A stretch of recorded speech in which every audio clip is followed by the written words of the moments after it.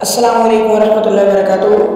حدیث نمبر 15 آج کا سبق ہے عورت غسل جنابت میں میڈیا نہ کھولے تو بھی کوئی حرج نہیں۔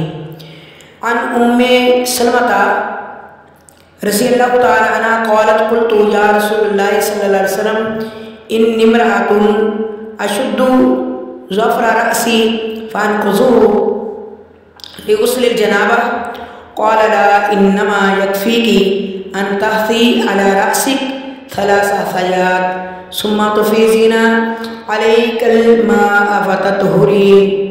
ام المومنین ام سلمہ رضی اللہ تعالی عنہ سے روایت ہے، کہتی ہیں کہ میں نے کہا کہ اللہ کے رسول صلی اللہ علیہ وسلم میں اپنے سر کی میڈیاں کو اچھی طرح سے باندھتی ہوں، کیا جنابت کے غسل کے لیے میں ان کو ضرور کھولوں؟ آپ صلی اللہ علیہ وسلم نے فرمایا نہیں، تیرے لیے صرف یہی کافی ہے کہ تو اپنے سر پر 3 چلو بہا لے، پھر اپنے آپ پر پانی بہا لو تو اس سے تو پاک ہو جائے گی۔ اس حدیث کا فائدہ یہ ہے مرد عورت کے غسل کا ایک ہی طریقہ ہے۔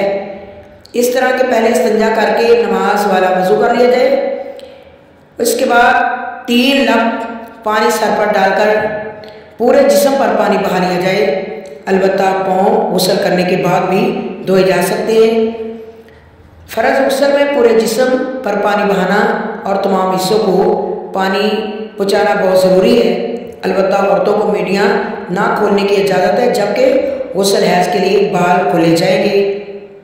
اللہ تعالیٰ ہم سب کو توفیق دے کہ ہم بھی سنت کے مطابق غسل کریں۔